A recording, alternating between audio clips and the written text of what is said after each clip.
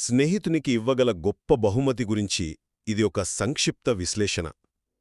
మనం బహుమతి అనగానే వెంటనే వస్తువులు, డబ్బే గుర్తొస్తాయి కదా. కాని బౌద్ధ గ్రంథాల ప్రకారం బుద్ధుడు తన భిక్షువులకు ఒక అద్భుతమైన విషయం చెప్పాడు. అదేంటంటే, మనం ప్రేమించేవారికి ఇవ్వగల అత్యంత విలువైన బహుమతి వేరే ఉంది. దాని గురించి 3 విషయాలు ఇప్పుడు చూద్దాం.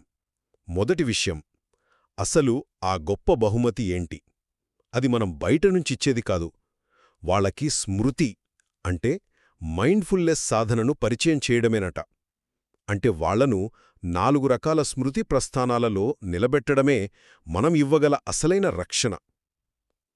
రెండవది, మరి ఈ 4 స్మృతులు ఏంటి? చాలా సింపుల్.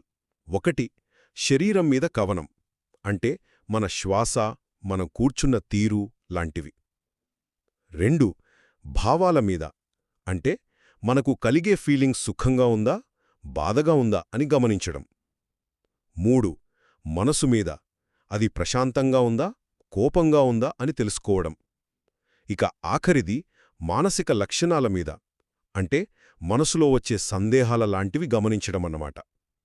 ఇక మూడవది, ఈ బహుమతి ఎందుకంత గొప్పది?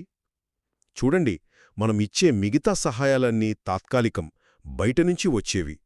కాని ఈ స్మృతి సాధన అనేది ఒక వ్యక్తికి లోపలి నుంచి బలాన్నిస్తుంది.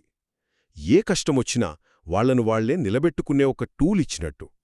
అందుకే ఇతరులకు నిజంగా సహాయపడాలంటే వాళ్ల బాగోగుల కోసం వాళ్లకే సాధనాలని అందించడం ఉత్తమ మార్గం.